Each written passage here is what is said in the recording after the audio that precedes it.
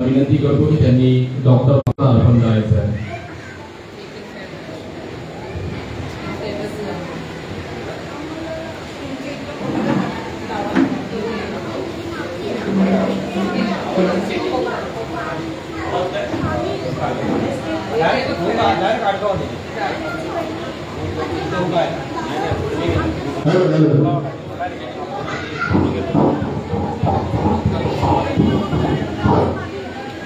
दोरा पण द्या ते आपल्या सावित्रीबाईंच्या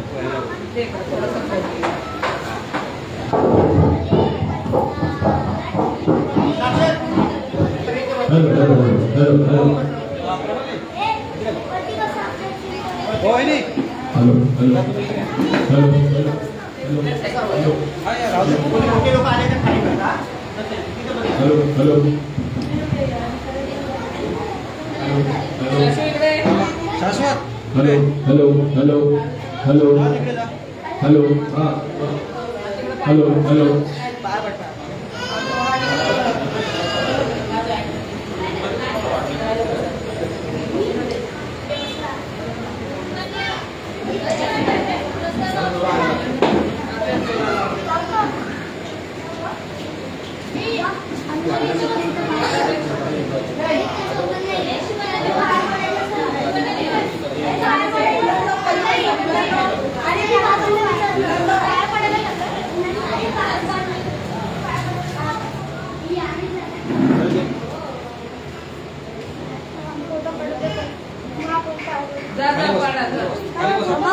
अच्छा हाँ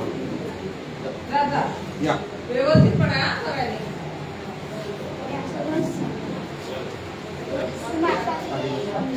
चालेल चालेल या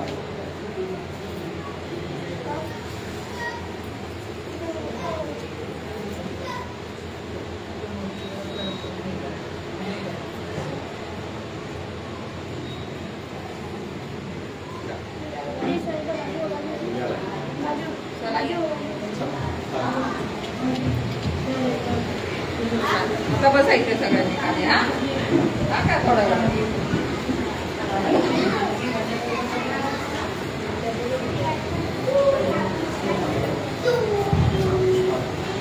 आयुष्यमालिनी रेखाताई संजय रुपाने यांना विनंती करतो की त्यांनी सावित्रीबाई फुले यांच्या प्रतिमेला पुष्प अर्पण करायचं आहे.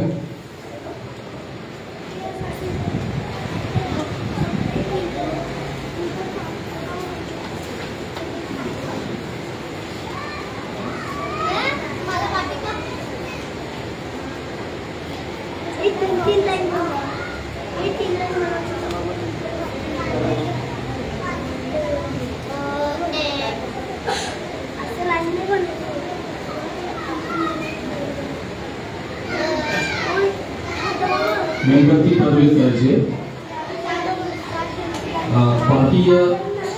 भारतीय बौद्ध महासभा शाखा आनंदनगर या शाखेचे अध्यक्ष आयुष्यमान राहुलजी कांबळे यांना विनंती करतो की त्यांनी मेणबत्ती प्रज्वलित करायची.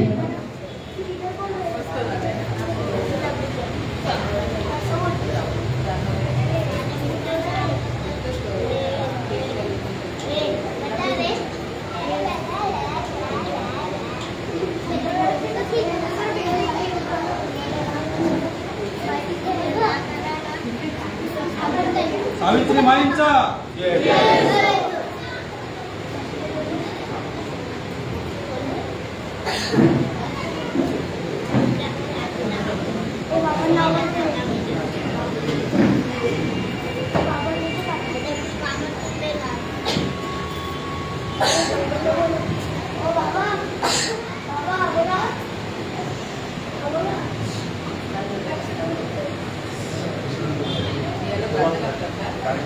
सामुदायिकरित्या पंचायती ग्रहण करायचंय. सर्वांनी हात जोडायचे. ज्यांना कोणाला पंचायत पालन येत असेल त्यांनी समोर गुडघ्यावर बसायचंय किंवा खुर्चीवर बसून हात जोडून पंचायत पालन करायचंय.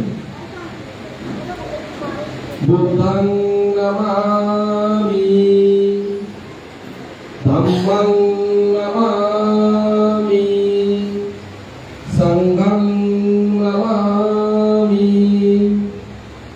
नमो तस्स भगवतो अरहतो सम्मा सम्बुद्धस्स नमो तस्स भगवतो अरहतो सम्मा सम्बुद्धस्स नमो तस्स भगवतो अरहतो सम्मा सम्बुद्धस्स बुद्धं शरणं गच्छामि धम्मं शरणं गच्छामि संघं शरणं गच्छामि द्वितीयंपि बुद्धं शरणं गच्छामि द्वितीयंपि धम्मं शरणं गच्छामि द्वितीयंपि संघं शरणं गच्छामि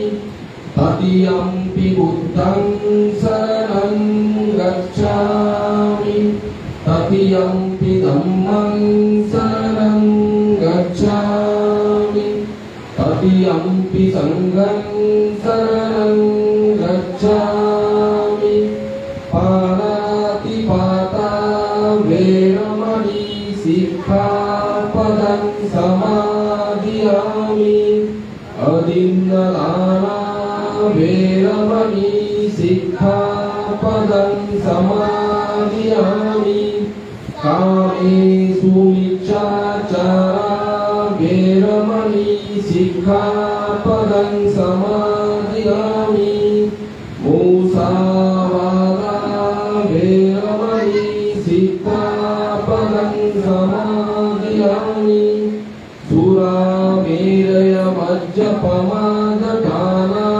वेरमणि सिक्खापदं समादियामि साधु साधु साधु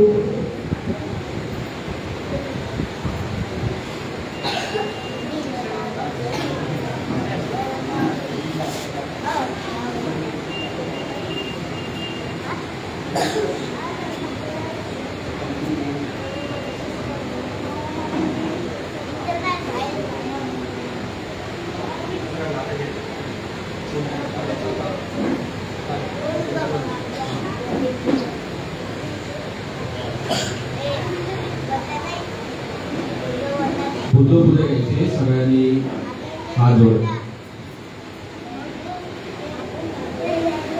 वरगन्धं गुणोपेतं एतं कुसुमसन्तति पूजयामि मुनीन्द्रस्य श्रीपादसरोरुहे पूजयामि बुद्धं कुसुमनेन पुल्येन मेत्रेण नमामि मुखं रूपं विलायति यथा इदं मे कायोपकायाति विनाशभावम् गणसारपतितेन दीपेन कमलं शिला ईलोकदीपं सम्बुद्धं पूजयामि तथागतं सुगन्धिकाय वदनं अनन्तगुणगन्धिना सुगन्धिनां गन्धेन पूजयामि तथागतं बुद्धं धम्मं च संघं सुगततनुभवा धातु धातुगर्भे लङ्काय जम्बुदीपे विलसपूर्वणे नागलोके चतुर्थे सभ्ये बुद्धस्य बिम्बे सकलदशदिशे एषलोमादि धातु वन्दे सभ्येऽपि बुद्धं दशबलतनुजं कोटि चेतियं नमामि वन्दामि चेतियं सब्बधानेषु पठितित शारीरिक धातु महाबोधि बुद्धरूपं सकलं सदा भीमस्मरणम् सकल विद्यं विजयानं देवरूपं सुजीव विमलचक्षुगभिरघोषं घोरवर्णं सुगाय अभयचित्तं विभयनामं सुरतधम्मं सुदेव विरतराज्यं सुधरनेतं भीमरामं सरामि भीमरामं सरामि भीमरामं सरामि भीमस्तुति दिव्य प्रवरत्नतु साधु वरदानतु आद्य कुलभूषतु भीमराज सकल विद्यापति ज्ञान सत्संगति शास्त्र शासनमति बुद्धि तेज पंकजानवरा रक्त सदन उद्धरा भगवंतावताकरा भक्तकाज चौदार संगरी शस्त्र धरिता करी आपला विहुरी पदकोलका जीवन स्मृती जाळिका पूजायिका गतिका मार्ग सागा राष्ट्र घटनाकृती शोभते भारती महामानव बोलती सार्थ संज्ञा शरण बुद्धास शरण धर्मास शरण संघास मी भीमराज.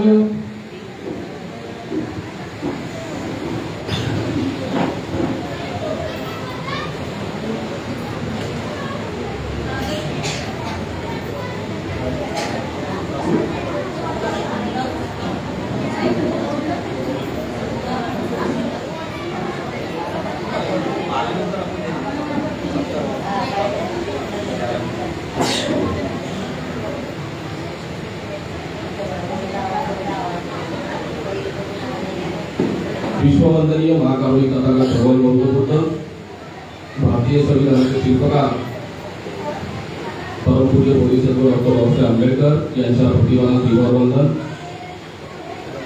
ज्या मातृसंस्थेने महात्मा बौद्ध धर्माची दीक्षा दिली अशी तमाम भारतीय बौद्धांची एकमात्र मातृसंस्था the Buddhist Society of India अर्थात भारतीय बौद्ध महासभा या संस्थेचे प्रथम राष्ट्रीय अध्यक्ष स्वतः डॉक्टर बाबासाहेब आंबेडकर, या संस्थेचे द्वितीय राष्ट्रीय अध्यक्ष भैयासाहेब आंबेडकर, या संस्थेचे राष्ट्रीय संरक्षिका मीराताई आंबेडकर, या संस्थेचे राष्ट्रीय कार्याध्यक्ष भीमराव आंबेडकर साहेब, तसेच या संस्थेचे राष्ट्रीय सल्लागार प्रकाशजी आंबेडकर साहेब यांच्या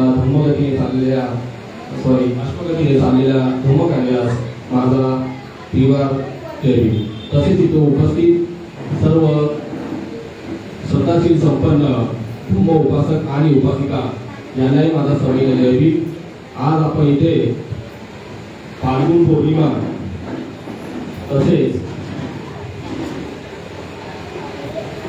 जागतिक महिला दिन आणि सावित्रीबाई फुले स्मृती दिन यांचं या प्रित्यर्थ आपण याचे औचित्य साधून आज आपण इथे बुद्धविहारामध्ये आज व्याख्यानाचे आयोजन केलेले आहे. तसेच या कार्यक्रमाचे आयोजक बुकाने परिवार आहेत.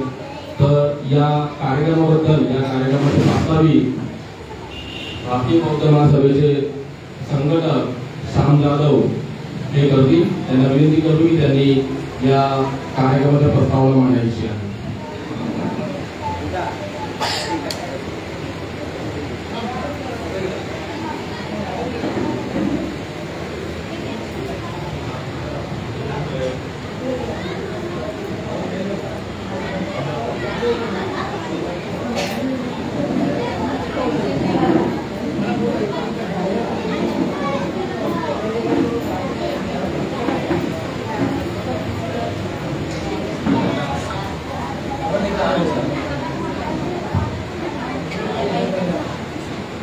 श्यामजाधव पुणे असतील त्यांनी पियारात यायचे.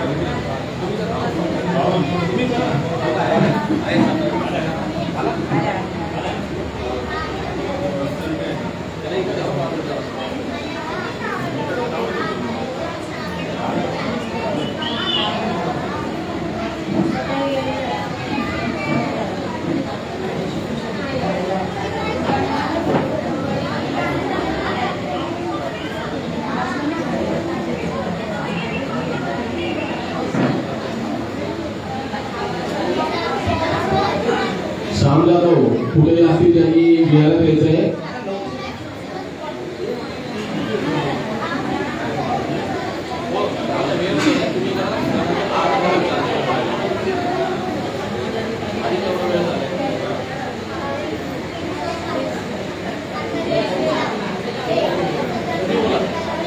प्रस्तावना करा तुम्ही किंवा मग थोडक्यात मार्गदर्शन करा.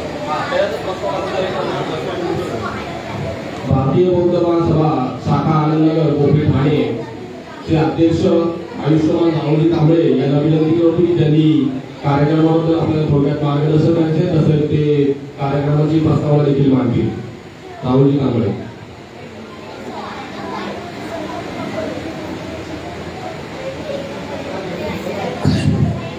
हॅलो. जगाला शांतीचे तसेच क्रांतीचे संदेश देणारे महाकारुणिक तथागत गौतम बुद्ध, विश्वरत्न, महामानव, बोधिसत्व डॉक्टर भीमराव आंबेडकर म्हणजेच बाबासाहेब आंबेडकर, तसेच बहुजनांना तारण्यासाठी ज्या ज्या महापुरुष महामातांनी संघर्ष केला अशा सर्व महामाता महामानवांना प्रथम त्रिवार वंदन करतो. भारतीय बौद्ध महासभा आनंदनगर कोपरी शाखा याच्या वतीने आज हा कार्यक्रम इथे आयोजित होत आहे. भारतीय बौद्ध महासभाचे जे संस्थापक होते, प्रथम संस्थापक डॉक्टर बाबासाहेब आंबेडकर हे होते. तसेच सध्या भारतीय बौद्ध महासभाचे जे कार्य आहे ते खूप सुंदररित्या पुढे चालत आहे. त्या कार्याला पुढे नेण्यासाठी ज्या अथक प्रयत्न करत आहेत त्या महाउपासिका मीराताई आंबेडकर, भारतीय बौद्ध महासभाचे ट्रस्टी चेअरमॅन डॉक्टर हरीश रावेलिया, राष्ट्रीय कार्याध्यक्ष आदरणीय भीमराव यशवंत आंबेडकर, या सर्वांना मी, या सर्व आदर्शांना मी प्रथम वंदन करतो. आजचा हा जो कार्यक्रम आहे हा भारतीय बौद्ध महासभा तसेच त्याचे प्रमुख आयोजक काय पुकारणी परिवार आहे. या कार्यक्रमाचे जे औचित्य आहे म्हणजे 3 दिवस आपल्याला या 3 दिवस आहेत ते साजरे करायचे आहेत. प्रथम जो आगामी फाल्गुन पौर्णिमाचा कार्यक्रम आहे त्याच्याबद्दल जे त्याचा औचित्य साधून आपण इथे हा कार्यक्रम आयोजित केलेला आहे. तसेच 8 मार्च हा जो काल जागतिक महिला दिन इथे साजरा करण्यात आला महिलांनी. बौद्ध धर्माप्रमाणे ज्या पौर्णिमांचं महत्व आहे त्या पौर्णिमा आपण सर्व पौर्णिमा इथे साजरे करत असतो आणि याची सुरुवात पत्री आहे आणि त्यांचा पुत्र राहुल जो आहे त्यांनी पण त्याच दिवशी म्हणजे आज फाल्गुन पौर्णिमेच्या दिवशी त्यांनी दीक्षा घेतली होती. तर हा अनन्य साधारण असा पौर्णिमेचं महत्व आपल्याला आहे आणि पौर्णिमा आपण साजरी करत असताना आपल्याला या सर्व गोष्टींची माहिती असायला पाहिजे. बौद्ध उपासक उपासिका या नात्याने प्रत्येक पौर्णिमा आपल्याला साजरी करायची असते आणि साजरी करत असताना आपला जो परिवार असतो आपल्या परिवारासोबत आपण या विहारात, कारण फाल्गुन पौर्णिमेमध्ये त्याच्या परिवाराने बुद्धांच्या परिवाराने दीक्षा घेतली होती. तसेच आपला पूर्ण परिवार जो आहे प्रथम आपण बौद्ध धर्माची त्यांना शिकवण दिल्या पाहिजे आणि ही शिकवण देऊन मग आपला जो बाबासाहेबांचं जे स्वप्न होतं की मी भारत हा बौद्धमय करेन, तर अर्ध काम बाबासाहेबांनी ऑलरेडी केलेलं आहे. अर्ध्यापेक्षा जास्त जे कार्य आहे बाबासाहेबांनी केलेलं आहे. पण हा जो गाडा आहे बाबासाहेब असं म्हटले होते की हा बौद्ध धर्माचा जो गाडा आहे तो मी इथवर आणून ठेवलेला आहे. या गाड्याला तुम्ही जर पुढे नेता आला नाही तर तिथेच थांबून ठेवा, पण हा गाडा मागे जाता कामा नाही. हा जो बौद्ध धर्माचा बाबासाहेबांनी गाडा आणलेला आहे तर आपल्या सर्व बौद्ध उपासक उपासिका ज्या आहेत त्यांच्यावर ही खूप मोठी जबाबदारी आहे की तो जो गाडा आहे तो आपण पुढे आपल्याला तो पुढे जर ढकलता आला नाही तर तो गाडा मागे आणू नये. यासाठी आपल्याला सर्व बौद्ध उपासक उपासिकांना प्रयत्न करायचे आहेत. प्रयत्न जे आहेत ते कसे करायचे आहेत त्याचे जे प्रोटोकॉल आहे त्याची जी पद्धती आहे ती बाबासाहेबांनी आपल्याला ऑलरेडी सांगून ठेवलेलं आहे. आपल्याला फक्त बाबासाहेबांनी सांगितलेल्या गोष्टींवरती त्यांच्या गोष्टींवरती आचरण करायचं आहे. आपल्याला बाबासाहेबांनी एक रस्ता धर्माची वाट आपल्याला बाबासाहेबांनी दाखवलेला आहे. त्या वाटेवर चालून आपण जो आहे आपले स्वतःचे उत्कर्ष धर्माच्या मार्गावर जर आपण चाललो तर आपला स्वतःचा उत्कर्ष तर होणार आहे, आपल्या परिवाराचा उत्कर्ष होणार आहे, त्याचबरोबर आपल्या समाजाचा पण उत्कर्ष होणार आहे. आणि समाजाचा उत्कर्ष जर झाला तर कुठल्याही प्रकारचं आपल्यावरती अन्याय अत्याचार जो बहुजनांवरती अन्याय अत्याचार होतो, जर आपण प्रगल्भ झालो, आपण बाबासाहेबांनी सांगितल्याप्रमाणे धर्माच्या वाटेवर चाललो, आपण शिकलो, आपण कालच इथे फार सुंदर महिलांनी आनंदनगर कोटेवर ज्या शाळेतील महिलांनी इथे जागतिक महिला दिन इथे साजरा केला, त्यांनी पूर्ण हा कार्यक्रम खूप सुंदररित्या त्यांनी इथे साजरा केला. काही महिलांचे त्यांनी खेळही इथे खेळाच्या स्पर्धा केल्या होत्या. तर त्या सर्व महिलांचं पण इथे स्वागत करतो. आपण सर्वांनी त्यांच्या टाळ्याच्या गजरामध्ये त्यांचं आपण अभिनंदन करणार आहोत. खूप सुंदर असा कार्यक्रम त्यांनी केला. महिलांना नेतृत्व जे गुण आहे, महिलांमध्ये नेतृत्व गुण स्थापन झाले पाहिजे, यासाठी आपण विहारात जमा होत असतो. माननीय संजय फुकाने जे आहेत ते त्यांच्याविषयी सांगायचं असं तर कुठलाही धम्माचा कार्यक्रम असो किंवा आंबेडकर चळवळीचा कार्यक्रम असो, माझा असा अनुभव आहे तर कुठलाही गट तट पक्ष न बघता ते सरळ असताना मदत करतात सर्वांना. त्यांच्या घरात जो कोणी व्यक्ती जाईल, तो भिक्षू असेल किंवा कार्यकर्ता असेल, तो रिकामा हाताने जात नाही. तर हे जे अनन्यसाधारण महत्व आहे दानाचे, आपल्याला पारमिता आहे, धर्माच्या पारमिता आहेत, 10 पारमिता आहेत. आपल्याला 10 पारमितामध्ये दान पारमिता जी आहे ती दान पारमितावरती खूप सुंदररित्या आहे भूतानी परिवार चालतो. कुठल्याही प्रकारे त्यांच्या घरी गेलेला जो भिक्षू आहे किंवा कुठलाही कार्यकर्ता आहे तो खाली हात जात नाही, ते त्यांना सरळ असते मदत करतात. म्हणून आज त्यांचा जो हा सुंदर परिवार आहे तो खूप शोकाने नांदतो. दान पारमितामध्ये मला एक गोष्ट अशी सांगायची आहे की अनाथ पिंडक जो होता, अनाथ पिंडकाची एक कहाणी तुम्हाला सांगतो. अनाथ पिंडक जो होता, अनाथ पिंडक बुद्धकालीन एक व्यापारी होता, एक खूप श्रीमंत असा व्यक्ती होता. अनाथ पिंडक त्याचं नाव होतं. अनाथ पिंडक जो आहे त्याचं नाव अनाथ पिंडक काय, तर हा अनाथ पिंडक जो होता तो रोज सकाळी हजारो लोकांचं भोजन बनवायचा आणि तो अनाथ पिंडक त्या सर्व लोकांना, जे येणारे लोक आहेत अनाथ जे असतील त्यांना तो जेवण द्यायचा, भोजनदान करायचा. म्हणून त्याचं नाव अनाथ, म्हणजे अनाथाचा पिंडक, पोट भरणारा, असा अनाथ पिंडक त्याचं नाव पडलं होतं. अनाथ पिंडक जो आहे त्याने आपल्याला दानाचे असाधारण महत्व शिकवून गेलेलं आहे. अनाथ पिंडक जेव्हा बौद्ध भिक्षूंना जेव्हा त्याला कळले की त्याच्या शहरामध्ये बौद्ध भिक्षू आलेले आहेत, बुद्ध आलेले आहेत, तर बुद्ध आलेले आहेत तर माझ्या घरी बुद्धांनी यावे आणि मी त्यांना भोजनदान करेन, सगळ्या भिक्षूंना मी भोजनदान करेन असं त्यांनी ठरवलं होतं.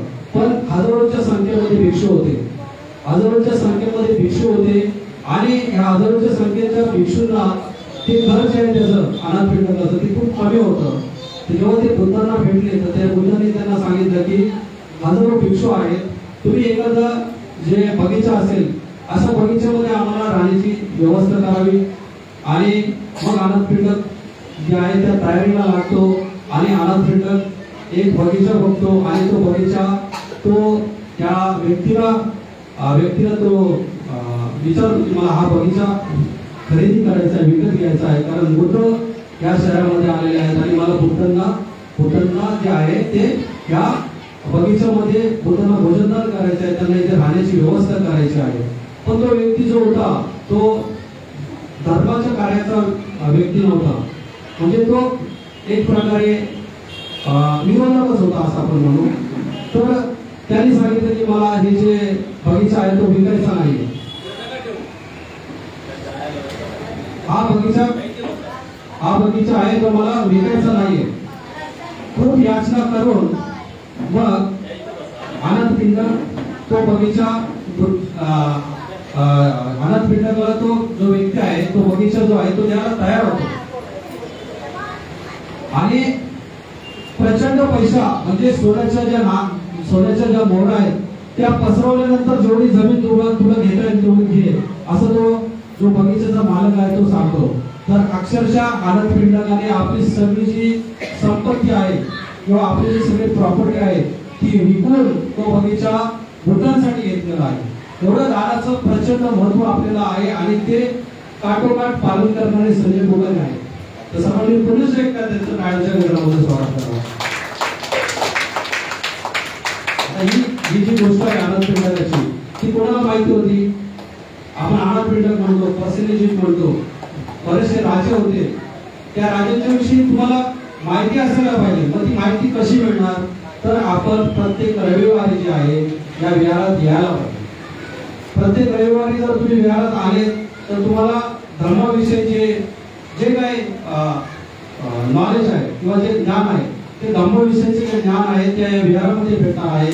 आणि हे धर्माचं ज्ञान जर तुम्ही घेतलं तर तुम्ही खूप प्रगल्भ व्हाल.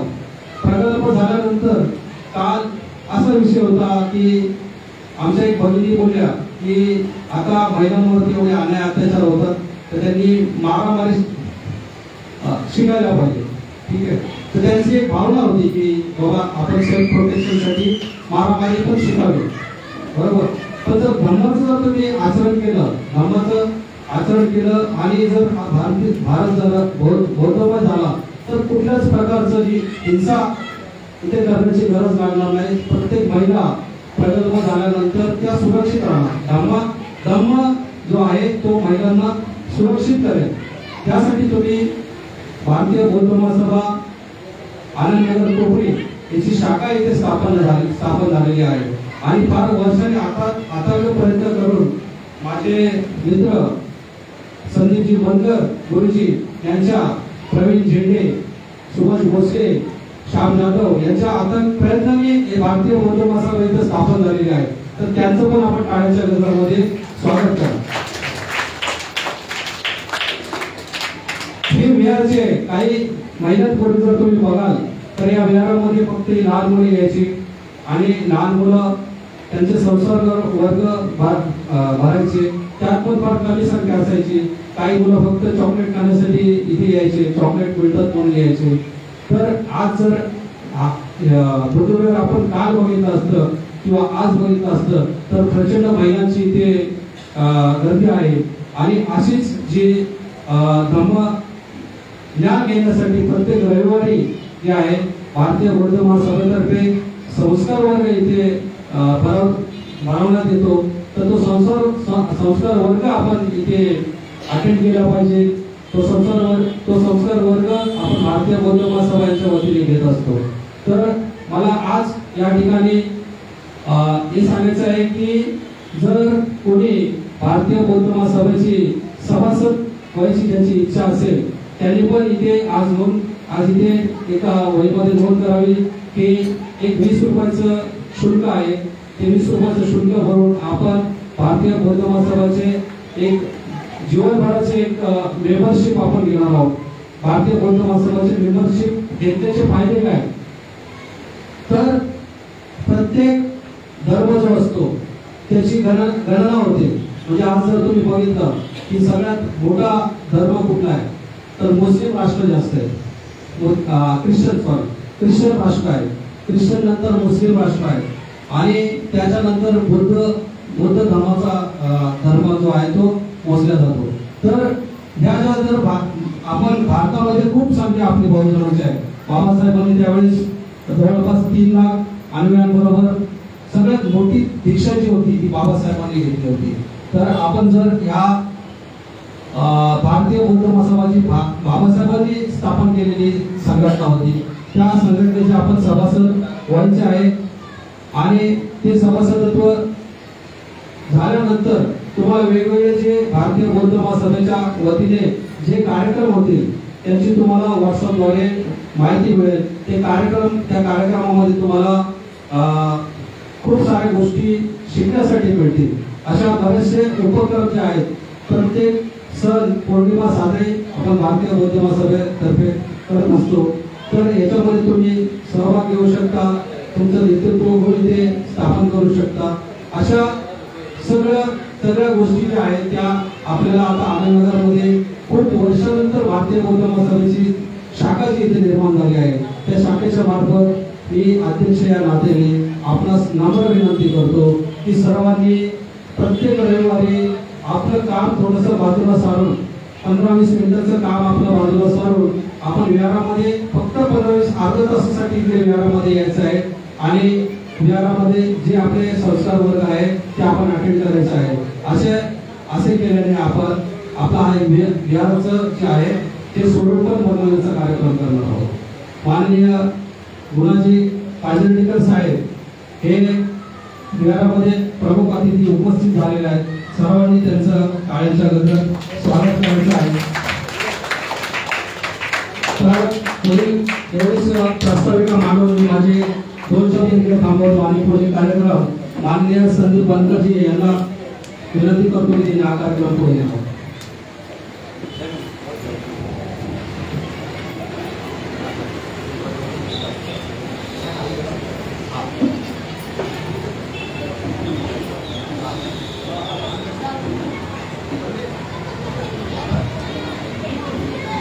आयुष्यमान सह्याद्री मुकाडे यांना विनंती करतो की त्यांनी पुढे बसायचं आहे.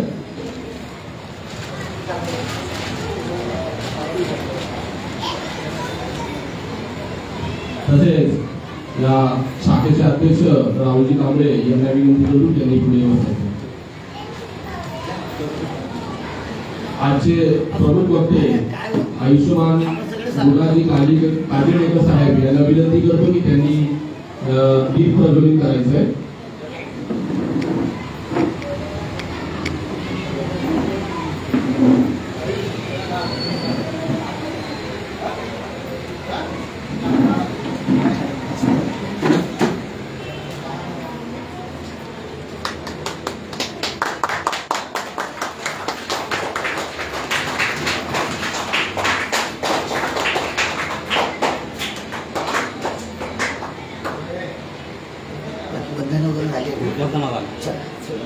कार्यक्रमाला सुरुवातच करायची. स्वागत आहे.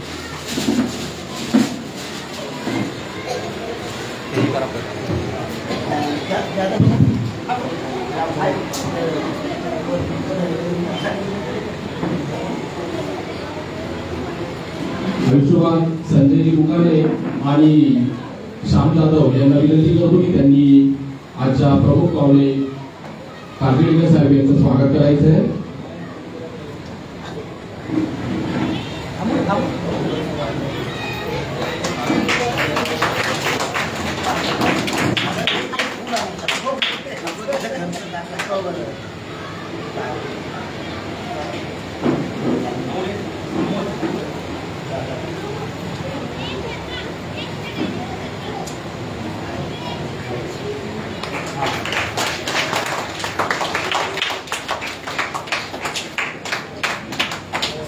बाबासाहेबांच्या पुढेच नतमस्त पाहिजे. आपण सगळं उपासक तुम्ही पुढे लक्षात ठेवा आणि चिखल घाले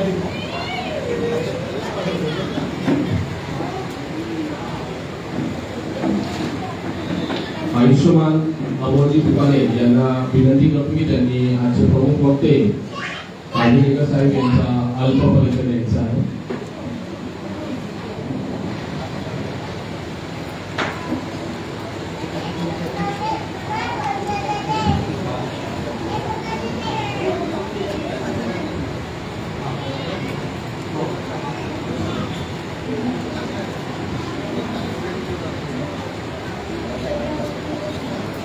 सर्वांना सौम्य जय हिंद. आज आपल्या विहारात आपलं मार्गदर्शन करण्यासाठी आयुक्त गुणाजी प्रभू काजळीकर सर आले आहेत. त्यांचा मी थोडक्यात परिचय करून देतो. ते सध्या चेंबूर शेड कॉलनी येथे राहतात आणि सध्या ते दैनिक सार्वभौम राष्ट्र मध्ये सहसंपादक म्हणून कार्यरत आहेत. त्यांनी 16 डिसेंबर 1976 पासून दैनिक सांज शिवनेर म्हणून एक असा मला फोटो काढायचा.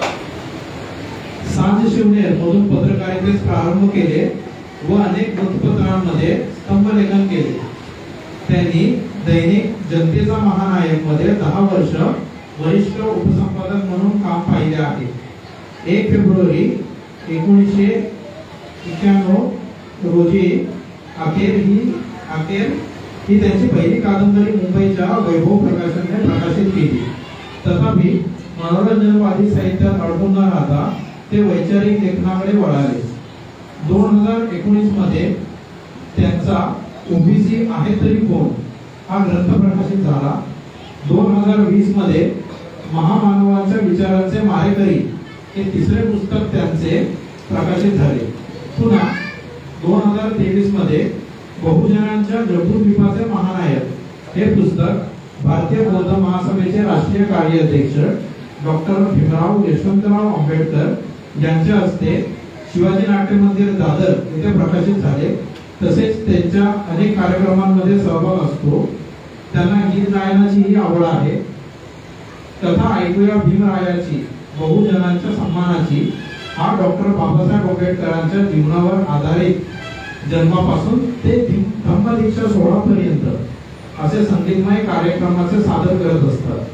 तर सरांचे मी आपल्या आनंदनगर परिवारातर्फे स्वागत करतो व त्यांना माहिती देतो जेणेकरून आपल्याला त्यांचे मार्गदर्शन लाभेल.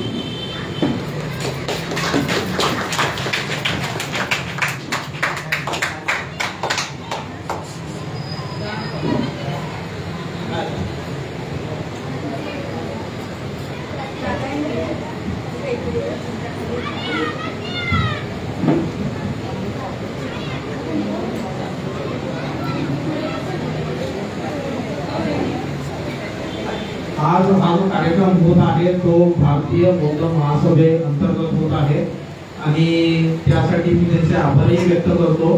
शिवाय भारतीय बौद्ध महासभा आनंदनगर येथील अध्यक्ष राहुल मांबळे यांचा मी आभार मानत त्यांना पुष्पगुच्छ संजय उस्माने जी देत आहेत.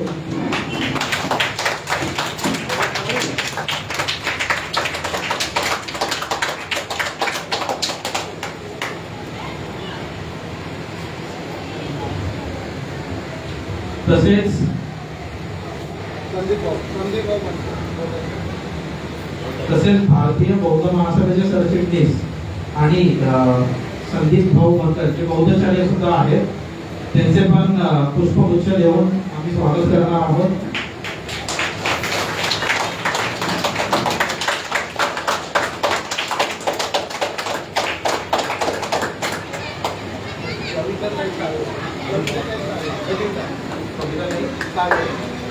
तसेच कविताताई साळवे यांचेही आम्ही स्वागत करणार आहोत. त्यांना विनंती आहे त्यांनी व्यासपीठावर पुढे यावं.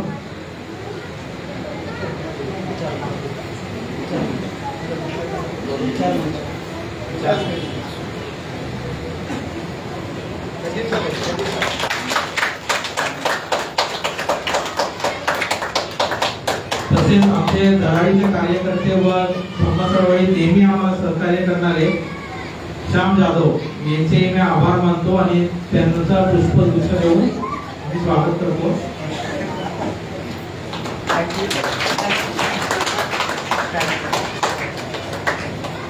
धन्यवाद.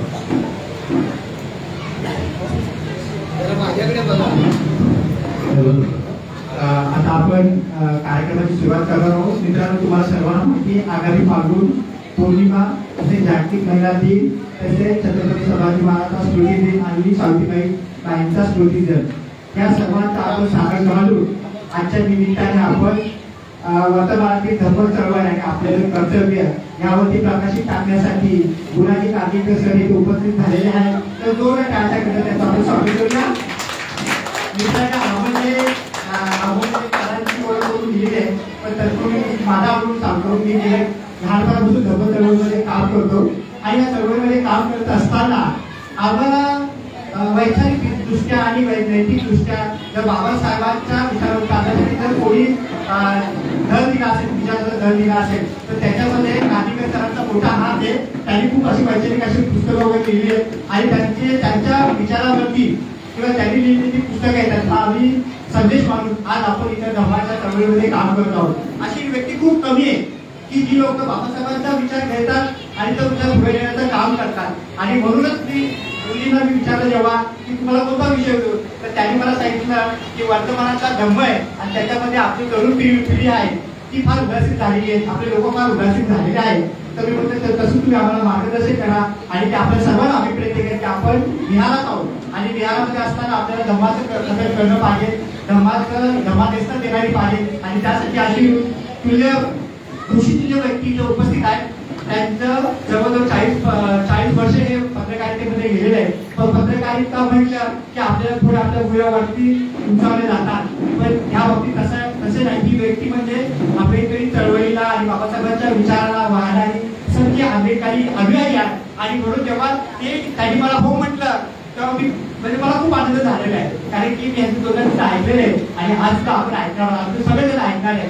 तर आज कांदीकर सरांना मी विषय दिलेले आहेत आपण ते की वर्तमानातील धम्म चळवळ आणि आपले कर्तव्य. तर नक्कीच त्यांना त्याच्याकडून समजून घेऊया आपण की माझं कर्तव्य काय जर मी गोदा असेल तर, आणि हा गोदाचा जो धम्माचा जो काळ आहे तो मी कसा पुढे घेणार आहे. तर मी सरांना नम्र विनंती करतो की त्यांनी आम्हाला मार्गदर्शन करावं. कांदीकर सर.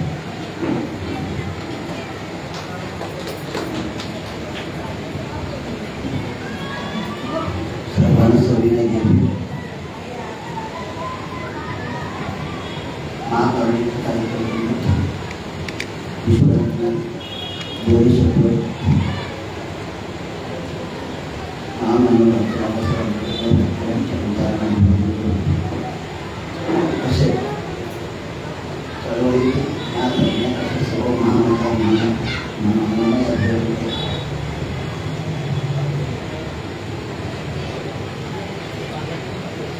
आज आनंदनगर येथे कोकणी या विभागामध्ये विहारामध्ये फाल्गुन पौर्णिमेनिमित्त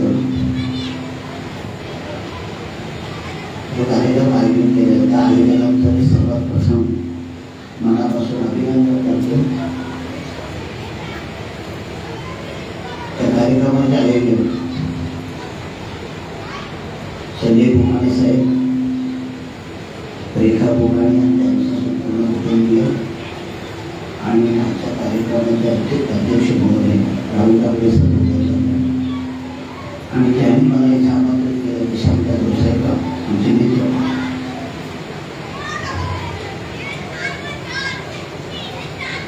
वर्तमानाचे धर्म कळवून आणि आजचं वास्तव हा विषय मला का सुचला.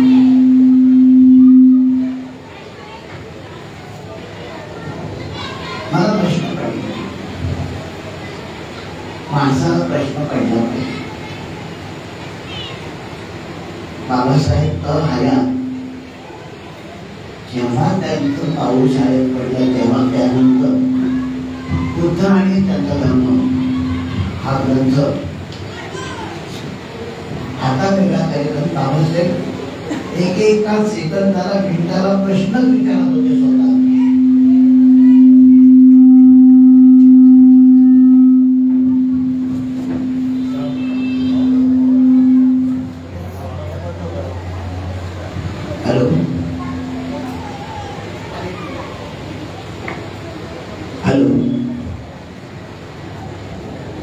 बाबासाहेब अखंडपणे स्वतःला विद्यार्थी समजत होते आणि त्यांच्या आपण अनुयायी आहोत. इथे हा प्रश्न यासाठी उपस्थित करतो, इथे जी माझ्यासमोर बसलेली छोटी बालिका आहे ती शाळेत, तुम्ही सर्व शाळेत जाता ना, जाता की नाही?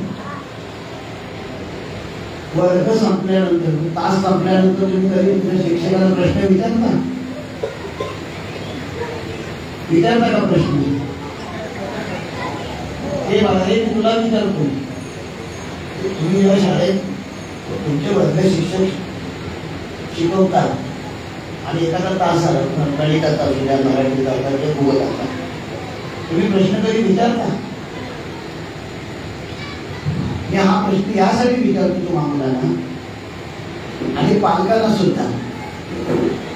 आता काय झालंय, शिक्षण हे फास्ट फूड सारखं झालं. वडापाव, बर्गर आणि काय काय पिझ्झा वगैरे असे ते प्रकार सुरू झालेले आहे. हे बर्गर हे फास्ट फूड आहे. फास्ट फूड सारखा सध्याची शिक्षण प्रणाली आहे.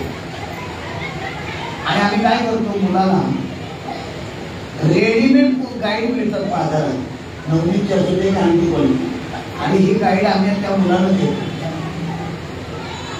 आणि मुलगा शाळेतून आल्यानंतर जो काय होमवर्क असेल, गृहपाठ असेल सरांनी दिल्यानंतर मॅडम, तो आपण काय करतो, रेडीमेडपणे आम्ही उतरवून काढतो आणि दुसऱ्या दिवशी आपण वर्गात जातो.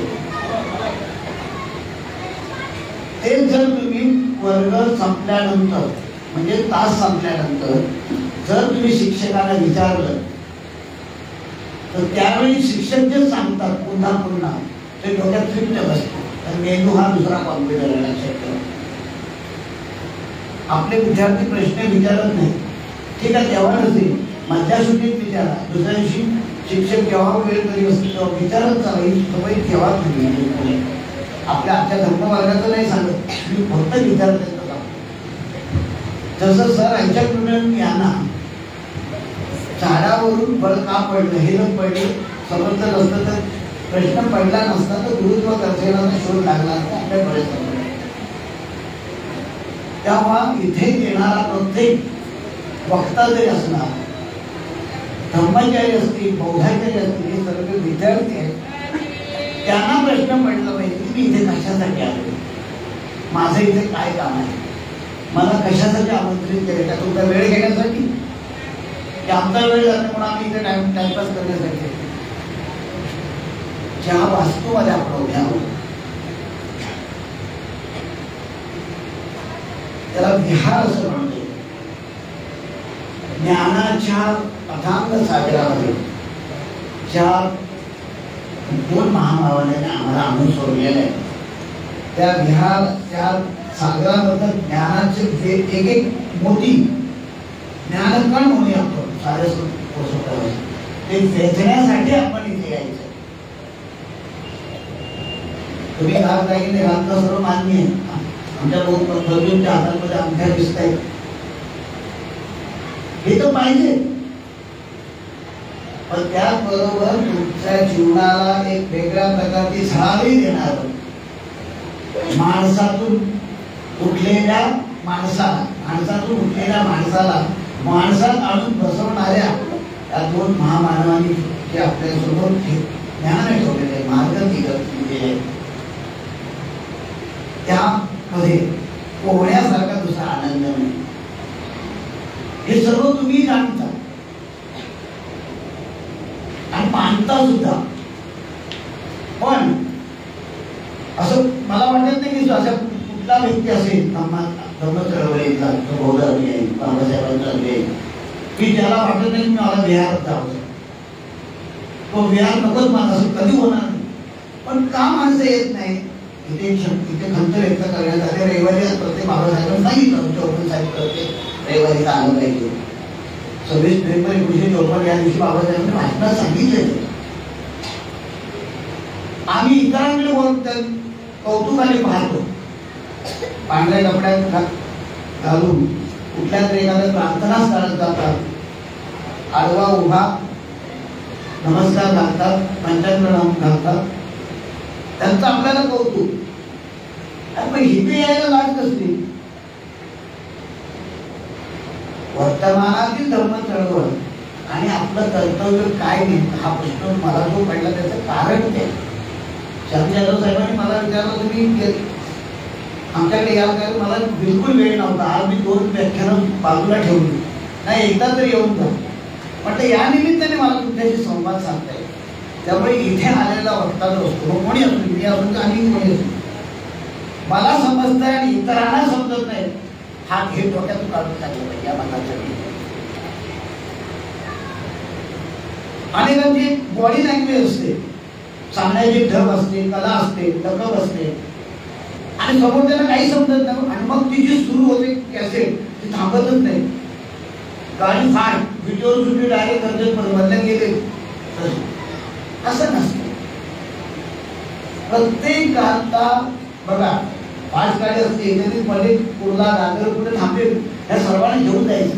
तेच काम इतकी मंडळी करतात त्यापैकी रुपाणी साहेब करतात असं मला वाटतं. त्यांच्यासाठी एकदा जोरदार करायचं.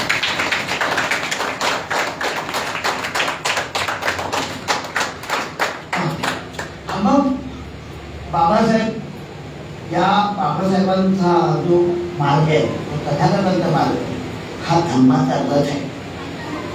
या धम्माच्या रथामध्ये धम्माच्या विचाराचं सोनं घेऊन 56 साली बाबासाहेब नागपुरात उतरले आणि तुम्हा आमच्यावर एक प्रचंड अशी उधळण केलेली आहे. त्याच्यात हाताच्या बोटावर बोलण्याची काही वेगळे हयात असतील पण त्यांचे उत्तराधिकारी म्हणून आमचं कर्तव्य काय नाही हा प्रश्न आहे. आणि म्हणून बाबासाहेबांनी 56 साली आपला धम्माच्या या प्रभात आणलं. कोळीबाईंच्या म्हणजे आमचे सतीश सारंग यांच्या भाषेत सांगायचं तर धम्माच्या कोठीत आणून सोडलेलं आहे. आणि ही कोठी भरलेली आहे का ती कुठे रस्त्यात सांगली. आपण आत्मपरीक्षण केलं पाहिजे, निरीक्षण केलं पाहिजे. जास्त नाही, फक्त 5 मिनिटं फक्त स्वतःला प्रश्न विचारा. दिवसातून फक्त एकदा 5 मिनिटं स्वतःला प्रश्न विचारायचा की मी आज दिवसभरात काम केलं. सकाळी उठल्यानंतर आंघोळ केल्यापासून प्रचंड काम असतं. आमच्या महिलांना काय सांगायला नको. सकाळी उठल्यापासून मुलांचं सगळ्या शाळेत असतील त्याचा डबा त्याचं जेवण खावण पुन्हा त्यांनी शाळेत घेऊन सोडायचं परत यायचं.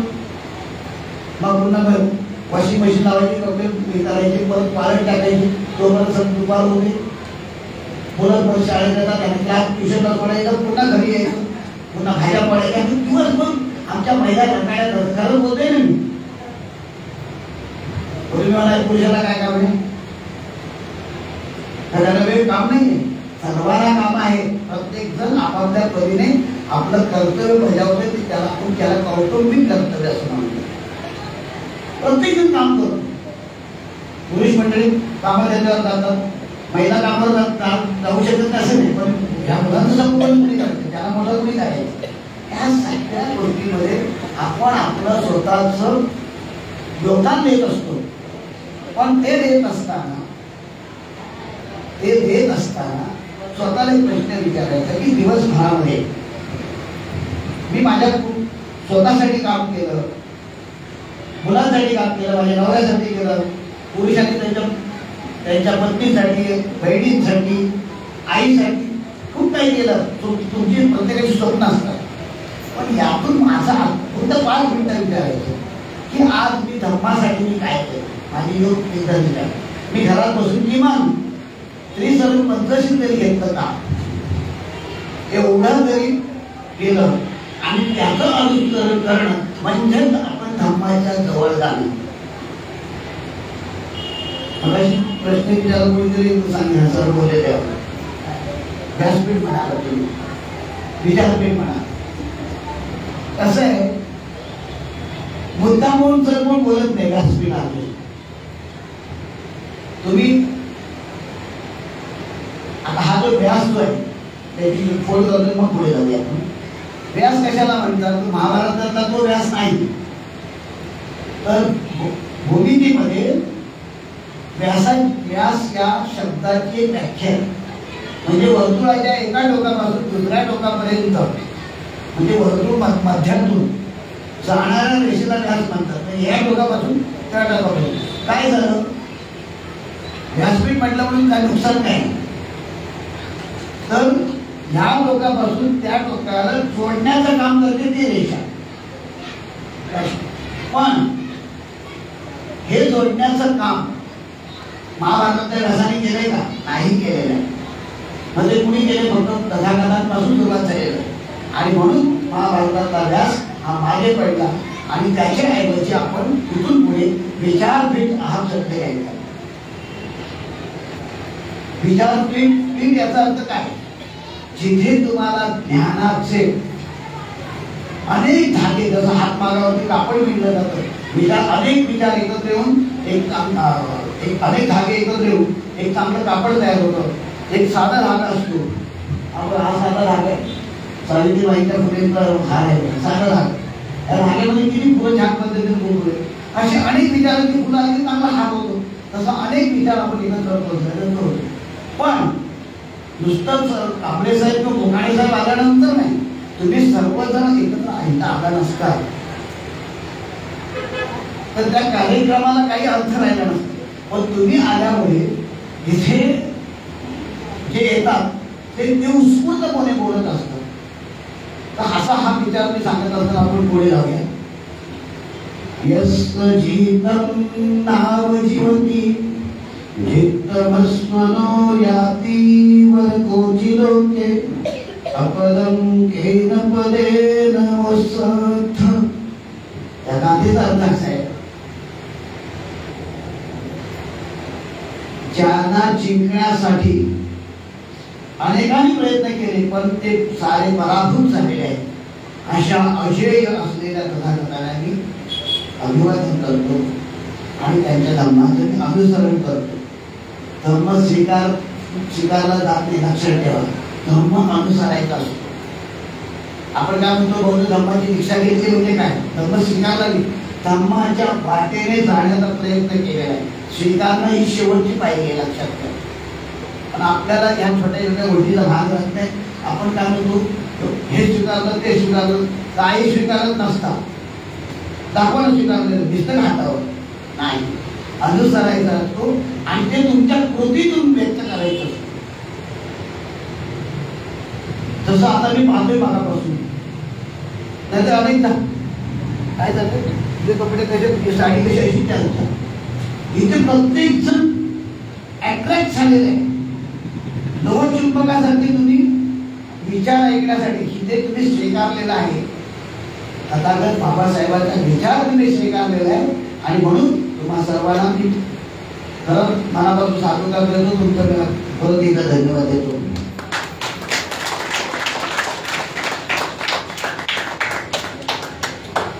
बुद्धं शरणं गच्छामि, धम्मं शरणं गच्छामि, संघं शरणं गच्छामि, बुद्धं शरणं गच्छामि.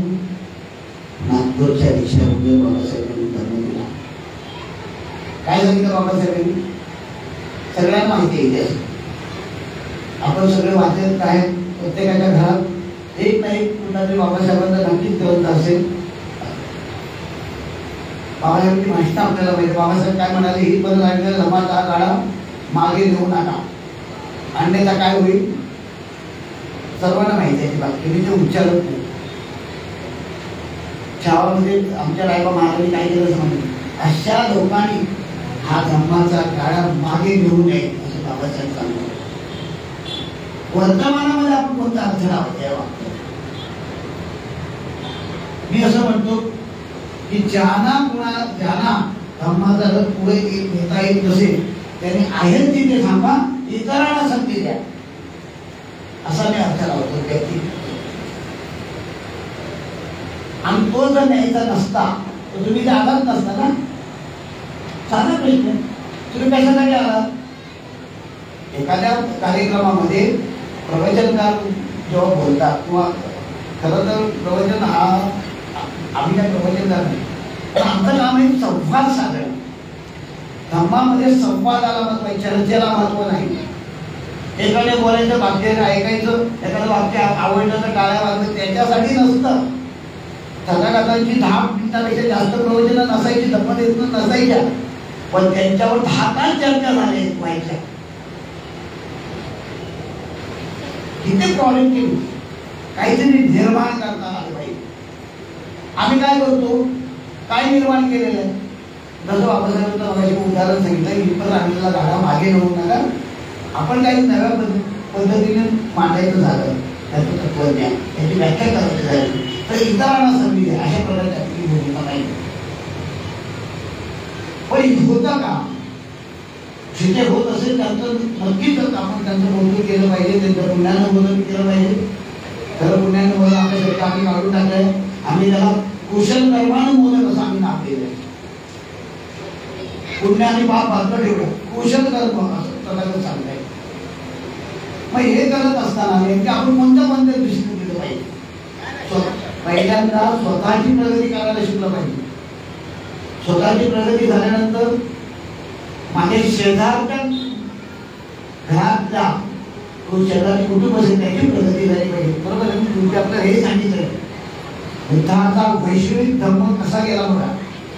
स्वतःची प्रगती, मग माझ्या शेजारचं कल्याण, त्याच्या शेजारचं कल्याण, ज्या चाळीमध्ये राहतो तिथे 10 कुटुंब असतील त्यांचं कल्याण, हा कल्याणाचा स्रोत पुढे पुढे जात पाणीच्या गल्लीत जातो. गल्लीत करता करता पुन्हा आनंदनगरमध्ये होईल. इथे जेव्हा तुम्ही अशा पद्धतीने चांगलं वातावरण असंच निर्माण करता आलं पाहिजे आपल्याला, की पलीकडच्या लोकांनी म्हटलं पाहिजे नाही आपल्याकडे तिथे बंद करा, आपण तिथेच जाऊया. त्या निघाला नक्की काहीतरी चालतंय. काय चालतंय ते निदान बघून तर येऊ असं जेव्हा वाटतं तेव्हा खऱ्या अर्थाने तुम्ही चांगलं काम करताय. तुम्ही खऱ्या अर्थाने कथाकथांच्या बाबासाहेबांच्या विचारांना तुम्ही स्वीकारलेला आहे, अनुसरलाय. नंतर सकाळी नेहमी जाईल जय भीम बोलो की जय चलो, याच्यासाठी तर नाही सांगितलं. जय भीमची फार मोठी व्याख्या आहे. जय भीम या शब्दाची जी घोषणा ही बाबासाहेबांच्या उपस्थितीत झालेली आहे, नागपूरला जी झालेली आहे.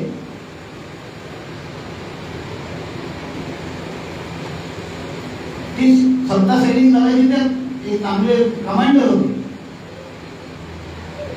पण 30 डिसेंबर 1938 या दिवशी हैदराबादच्या निजामाला बाबासाहेबांनी अक्षरशः ज्या पद्धतीने डोळवलेल्या शब्दांनी, तेव्हा मराठवाड्याचे भाऊसाहेब मोरे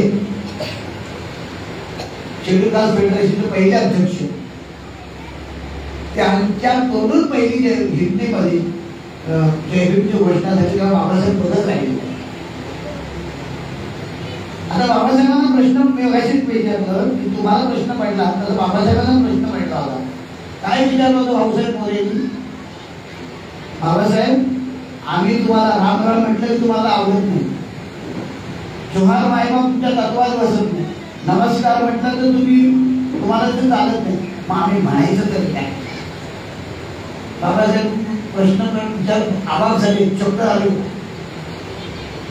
मोरे साहेब काय म्हणताय? तेव्हा त्यांनी सांगितलं आम्हाला देव नाही, इथून पुढे तुम्हीच आमचे देव, आता इथून पुढे आम्ही तुमचा जय जय काय करणार आहोत. आणि मग त्यांनी जय भीमची घोषणा केली. 30 डिसेंबर 1938 हा आंबेडकरी चळवळीतील अतिशय ऐतिहासिक दिवस आहे. मी यासाठी मानतो की बाबासाहेब त्या जय भीमच्या घोषणेचे साक्षीदार आहेत. त्याच्यानंतर 1945 साली लडाखमध्ये बाबासाहेब मंत्री असताना तिथे गेले आणि सर्व तिथल्या महार बटालियनने 21 तोफांची सलामी देऊन जय भीम अशी घोषणा केलेली आहे. हा सगळा इतिहास आहे.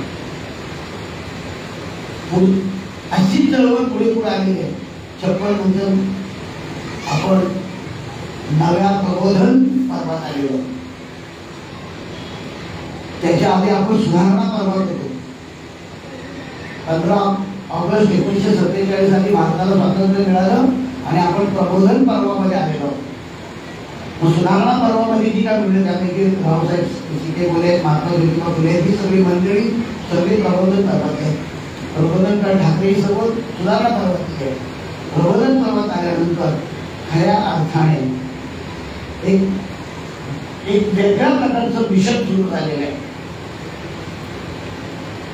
1903 ऑक्टोबर 1957 साली बाबासाहेबांचा रिपब्लिक मार्गात पिढ्याचा एक होल्डर सोडला.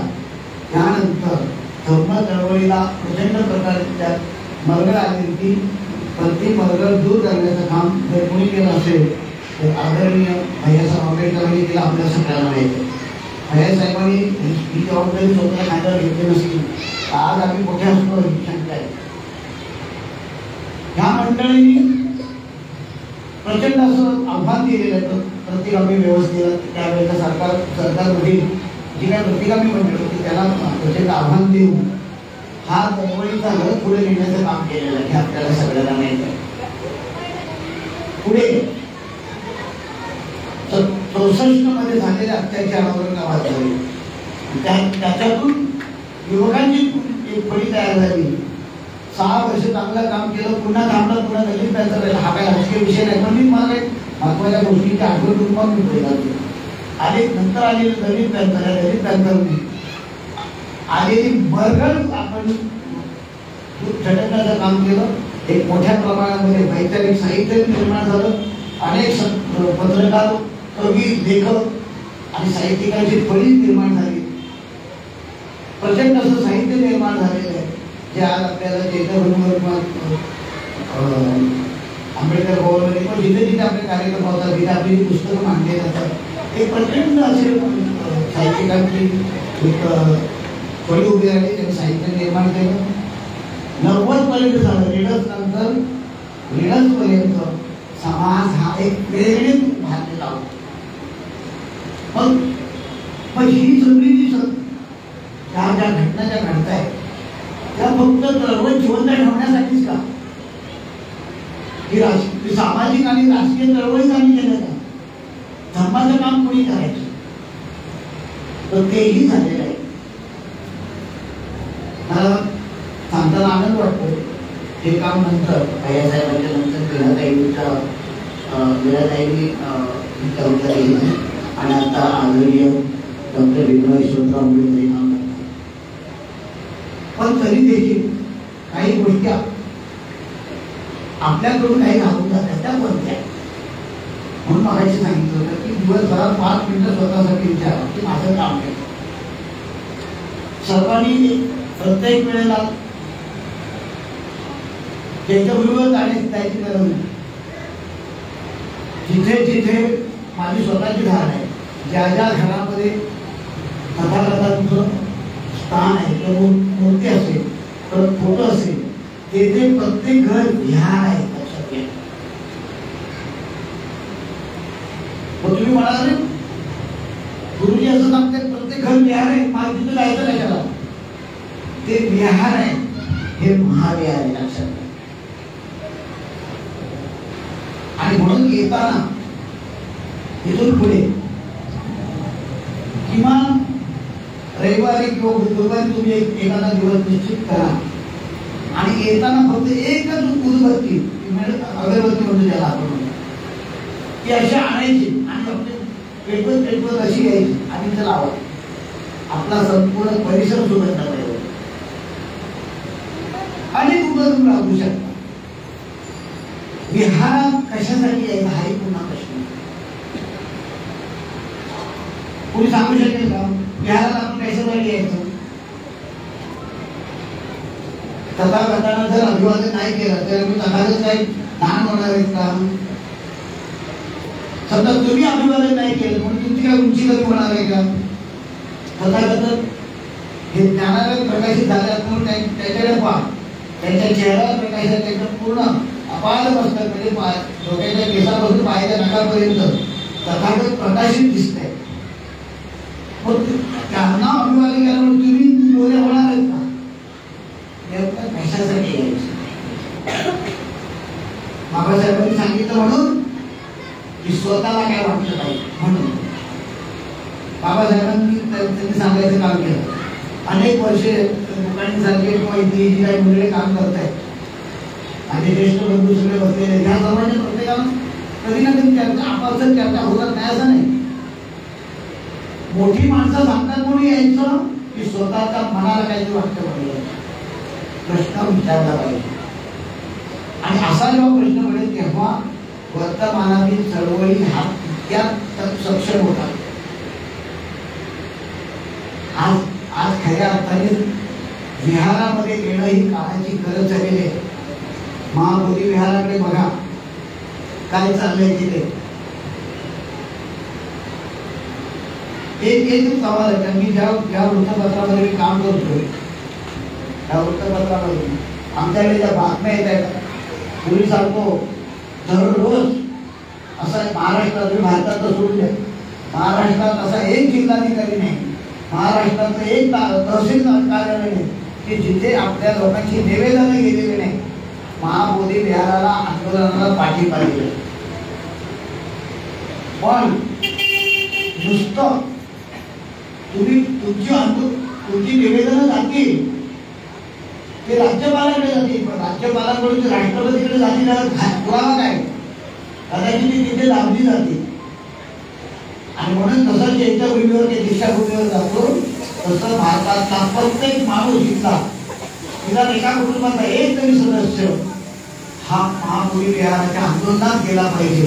तसं तुम्ही एका भूमीवर येता, दीक्षाभूमीवर जाता, तसं त्या आंदोलनात गेला पाहिजे. अशा प्रकारची आज सध्या गरज आहे.